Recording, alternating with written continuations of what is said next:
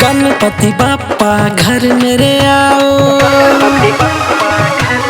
हाँ गणपति बाप्पा घर मेरे आओ, रिद्धि सिद्धि के साथ में कृपा करो इतना हम सब पर, के भक्ति हो हर एक सांस में, अरे भक्ति हो हर एक सांस में, बाप्पा भक्ति हो हर एक सांस में।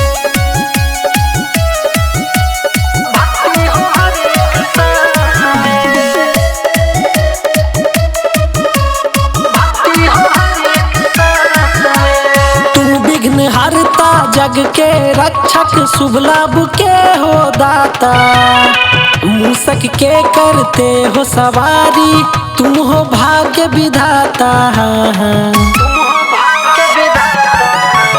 तुम विघ्न हरता जग के रक्षक, शुभ लाभ के हो दाता, मूसक के करते हो सवारी, तुम हो भाग्य विधाता। प्रथम पूज्य गणपति महाराज,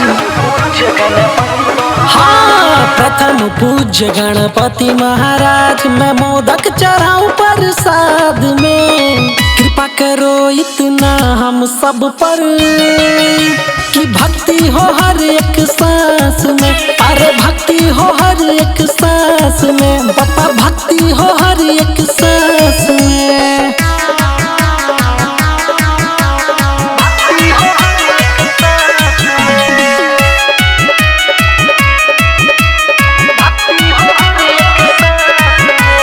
मंगल करता विघ्न विनाशक तुमको कहा जाता है, तेरे भक्ति में लीन होकर भक्त सब सुख पाता है।